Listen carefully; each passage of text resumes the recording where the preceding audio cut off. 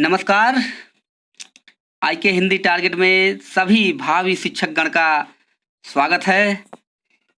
साक्षात्कार interview Hindi TGT PGT 2016 से संबंधित प्रश्न आपको दिए जा रहे हैं, जिसमें 10 प्रश्नों की श्रृंखला लगातार आपको दिया जा रहा है। तो ये होगा भाग 31, यानी 30 भाग को आप ऑलरेडी बना के दे चुके हैं, और जिसको भी देखना हो प्ले लिस्ट में जाके सभी भाग आप उपलब्ध कर सकते हैं। सवाल हमारा, जवाब भी हमारा, तो ये माध्यम से आपको 10 प्रश्न दिया जाता है, और 10 प्रश्न के सवाल आपसे कमेंट बॉक्स में लिखकर पूछा जाता है। अगर आप नहीं दे पाते हैं तो अगले दिन उस वीडियो में 10 प्रश्नों का आपको जवाब दिया जाता है, और उसके बाद फिर आपको 10 प्रश्न दिए जाते हैं आपको जवाब देने के लिए। तो इसी के माध्यम से चल रहा है लगातार। जितने भी टीजीटी पीजीटी में छात्र छात्राएं हैं, तो एकदम संतुष्ट हो जाएं। पूरी तरह से मैं आप लोग को संतुष्ट कर देना चाहता हूं कि अब कहीं ना कहीं जितने भी छात्र हैं, लगभग सबका चयन होना सुनिश्चित है। ये 100% है। बस ध्यान से और एकदम पूरा मन बना लीजिए कि हमको किसी ना किसी तरह से आपकी होना है, तो आप एकदम हो जाएंगे। आप लोग जान रहे हैं एलटी ग्रेड का रिजल्ट आ चुका है, महिला पुरुष दोनों का, तो उससे कहीं ना कहीं आप लोग को बहुत फायदा मिला हुआ है। मान लीजिए उसमें नहीं हुआ है तो निराश होने की कोई बात नहीं है, क्योंकि कहा आप लोग सुने होंगे गीत के माध्यम से, बहुत ऐसे गीत हैं जिसके माध्यम से आपको दर्शाया जाता है। तो एक नहीं मिला है तो अगले में मिलेगा, तो हम आपको बता देते हैं। हाँ, किसी ने एक कमेंट भी किया था कि सर जी आप वीडियो में प्रश्न के जवाब बताते हैं तो वीडियो लंबा हो जाता है। तो अगर आप लोग को अगर ऐसा लग रहा है तो सभी लोग कमेंट में लिखकर बताएंगे। अगर प्रश्न हम आप लोग को आज के बाद उत्तर नहीं बताएंगे, आप लोग को अगर कहेंगे तो नहीं बताएंगे, नहीं तो एक लोग के कहने से मैं नहीं ऐसा करने वाला हूँ। जवाब लगातार देता रहूँगा। अगर सब मिलके कहते हैं कि आप प्रश्न के जवाब मत दीजिए तो मैं नहीं दूंगा, ठीक है। तो जितने भी चयनित एलटी में हैं छात्र और छात्राएं, उनको एक बार फिर हार्दिक बधाई देता हूँ। तो और जो नहीं चयनित हैं उनके लिए एक संदेश है, गीत के माध्यम से थोड़ा सा बस 3 सेकंड समझ लेता हूँ, तो बता दे रहा हूँ। जिंदगी की यही रीत है, हार के बाद ही जीत है।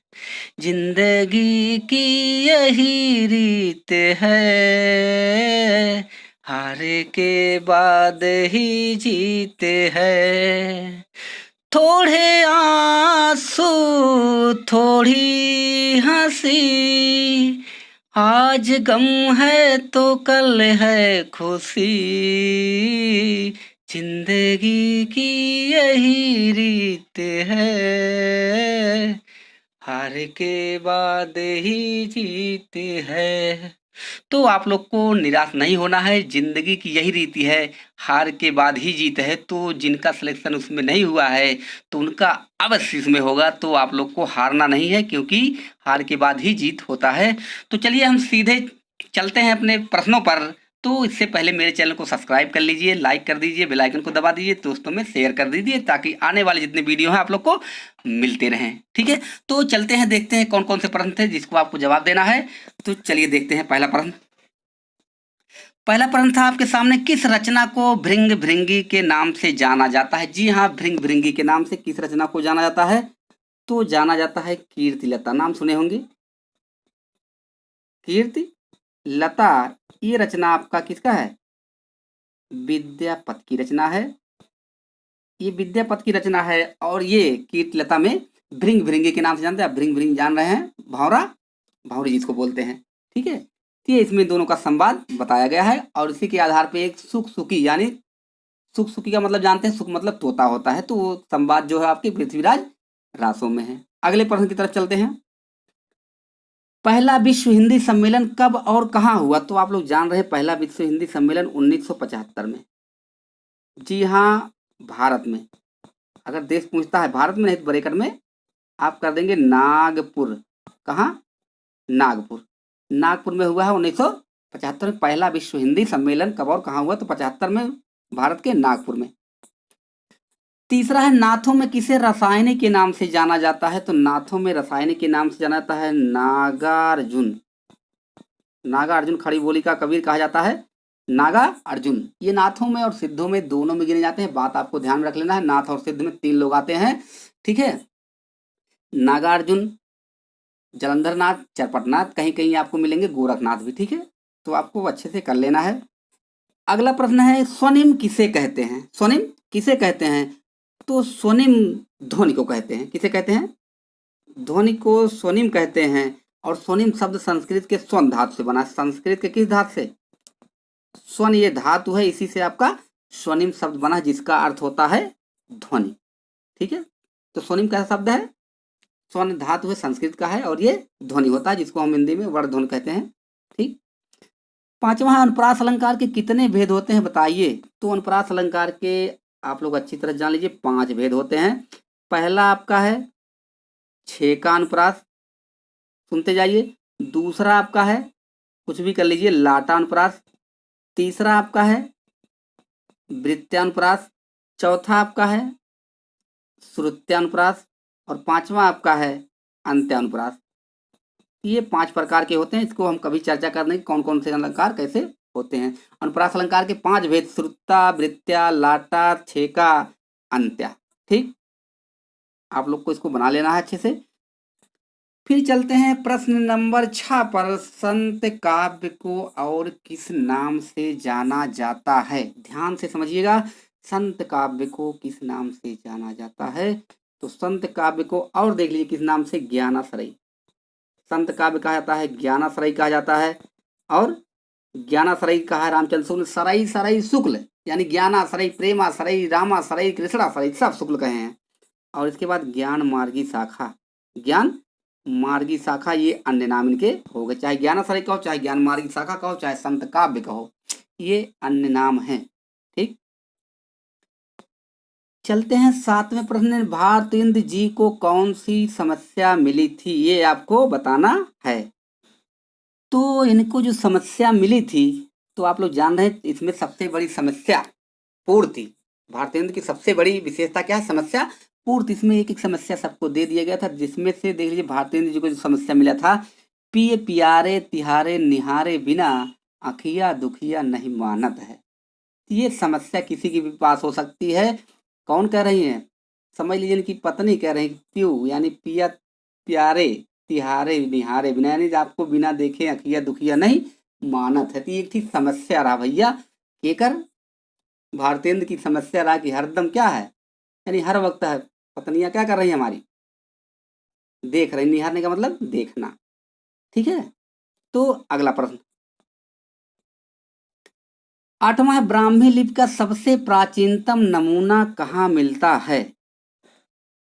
तो आपको बता दें, ब्राह्मी लिपि का सबसे प्राचीनतम नमूना बस्ती जिले के, जी हाँ बस्ती, नाम सुने होंगे, बहुत दूर नहीं है, ये बस्ती है, अम्बेडकर नगर से सटा हुआ। बस्ती जिले के पिपराला, पिपराला कहाँ? पिपराला के स्तूप में, पिपराला का एक स्तूप है, उसी में स्तूप है, स्तूप में, तथा अजमेर जिला के बड़ली गांव में, अजमेर के बड़ली गांव में के शिलालेख में मिलता है। तो यहाँ पर जान लेना, बस्ती के पिपराला जिला और अजमेर के बड़ली गांव में इसका, बस्ती के पिपराला के स्तूप में और अजमेर जिले के बड़ली गांव में शिलालेख में मिले हैं ब्राह्मी लिपि के सबसे प्राचीनतम नमूने। फिर आपका 9वां है, बरबय छंद की परिभाषा बताइए। तो बरबय छंद की परिभाषा सबसे आसान है, किसी ने बताया था बरबय छंद की परिभाषा, तो उल्टा कर दिया था, पहले 7 फिर 12 कर दिए थे। तो आपको बता देते हैं। सबसे पहले आपको अगर इंटरव्यू में जाएंगे तो वहां पूछेंगे आपसे कि बरबय छंद बताइए परिभाषा सहित, उदाहरण सहित। तो आपको सबसे पहले बताना है यही शुरू करना, कोई भी हो आपको ध्यान देना, यही शुरू करना, यह कोई भी, चाहे सम मात्रिक रहेगा सम मात्रिक बताना, विषम रहेगा तो विषम, अर्ध रहेगा तो अर्ध। तो आपको बताते हैं, देख लीजिए, वर्ब है क्या? यह विषम मात्रिक छंद, ये अर्ध सम्मात्रिक छंद है। कैसा है? ये अर्ध सम्मात्रिक छंद है। अर्ध सम का मतलब आपको बता दें, इधर रहेगा बराबर, इधर रहेगा बराबर, अर्ध सम्मात्रिक छंद है। इसमें 4 चरण होते हैं। इसके पहले और तीसरे चरण में 12-12 मात्राएं, दूसरे और चौथे चरण में 7-7 मात्राएं होती हैं। ठीक है, यही क्या है, वर्वय छंद है। इसी से आप शुरू करेंगे तो आपका आसानी से हो जाएगा। ठीक है, वर्वय छंद। तो आप लोग उदाहरण भी सुने होंगे, अवध शिला का उर पर था गुरुभार, तिल तिल काट रही थी दृक जलधार। ये आप मात्रा देख के निकाल सकते हैं। ठीक है, तो अगला प्रश्न चलते हैं, आज का अंतिम और लास्ट प्रश्न। ध्वनि संप्रदाय के प्रवर्तक कौन हैं, बताइए। तो ध्वनि संप्रदाय के प्रवर्तक कौन हैं? आनंद वर्धन। आनंद वर्धन, देखो इसमें ध्वनि लगभग आ जा रहा है, वर्धन। आनंद वर्धन कह लेंगे तो अपने आप हो जाएगा आनंद वर्धन। ध्वनि संप्रदाय के प्रवर्तक, आपको 6 संप्रदाय संस्कृत के उसको याद कर लेना है। रस संप्रदाय, ध्वनि संप्रदाय, वक्रोक्त संप्रदाय और रीत संप्रदाय। ठीक है, और इसके बाद औचित्य संप्रदाय, इसको आपको अच्छे से बना लेना है। अलंकार संप्रदाय। ठीक है, अब आपको ले चलते हैं अगली दुनिया में, मतलब आज का सवाल। आज के सवाल में आपको क्या क्या मिल रहा है, आप उसको कमेंट बॉक्स में लिखकर जरूर बताइएगा। तो चलिए देखते हैं कौन कौन। समय थोड़ा ज़्यादा तो बहुत नहीं लेते, लेकिन जो समय लेते हैं आपके लिए, आपको ही समझाने के लिए समय लेते हैं। अन्यथा हमारा ये उद्देश्य नहीं है कि आप ज़्यादा देर तक देखें। तो आपको अगर कहें तो बस एक ही शब्दों में कह के हम समाप्त कर दें। अब आपको कहें कमेंट बॉक्स में लिख के आप लोग बताएंगे, जैसा उसी हिसाब से किया जाएगा। तो आज का सवाल है, इतिवृत्त्यात्मकता किसे कहते हैं? जी हाँ, इतिवृत्त्यात्मकता किसे कहते हैं, पहला प्रश्न हो गया। दूसरा, संत कवियों में परमात्मा को, संत कवियों ने परमात्मा को क्या माना है? दूसरा प्रश्न हो गया। अघोष किसे कहते हैं? आप पढ़े होंगे अघोष, सघोष, अल्पप्राण, महाप्राण। तो आपसे पूछा गया अघोष किसे कहते हैं? मिस्र बंधुओं ने अपने इतिहास को कितने भागों में बांटा है, बताइए। पांचवा है, घुमक्कड़ तरई में कौन कौन कवि आते हैं? तो हिंदी साहित्य में सभी प्रकार के मिले हैं, गजल वाले हैं, घुमक्कड़ वाले हैं। तो हिंदी में सब कुछ चलता है। ठीक है, गीत चलता है, गजल चलता है, शायरी चलती है, सब हिंदी में। आप अगर हिंदी पढ़ रहे हैं तो आपको सब चीज से वाकिफ होना होगा। तो घुमक्कड़ तरई में कौन कौन आते हैं? तरई का मतलब 3 ही होता है, आप लोग जानते रहिए। आज का छठा क्वेश्चन, कबीर की कोई उलटवासियां सुनाइए। तो आपको एक उलटवासियां सुनाना, उसको व्याख्या कर देना है। सातवां है, प्रयोगवाद और नई कविता में अंतर बताइए। किसी ने पूछा था तो हम प्रश्न डाल दिए हैं, अगले वीडियो में आपको मिल जाएगा। प्रयोगवाद और नई कविता में अंतर बताइए। आठवां प्रश्न, छायावाद का घोषणा पत्र किस रचना को कहा जाता है? ये भी बताना है। नौवां है, राजभाषा अधिनियम 1963 में कुल कितनी धाराएं हैं या कितने धाराएं हैं? आपको बताना है, आप लोग से अच्छा बन जाएगा। और आज का अंतिम लास्ट प्रश्न है, तत्पुरुष समास की परिभाषा बताइए। ये तो आसान है, लेकिन आपको बताना है किस तरह से आपको बताना है। तो ये रहे आपके 10 प्रश्न, जो आपको लिख कर देना है जवाब। तो चलिए आप लोग जवाब फटाफट दीजिएगा। ठीक है, आप लोग अच्छे से कर भी रहे हैं, आप लोग अच्छे से तैयारी भी कर रहे हैं और आप लोग सफल भी होंगे। तो आज के लिए इतना ही। नमस्कार।